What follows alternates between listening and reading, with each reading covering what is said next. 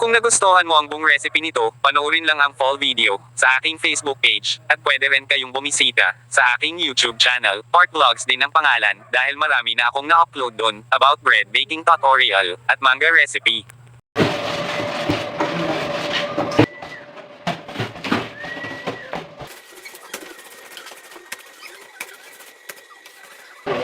So ayan mga idol, so ilagay natin sa ating hulmahan.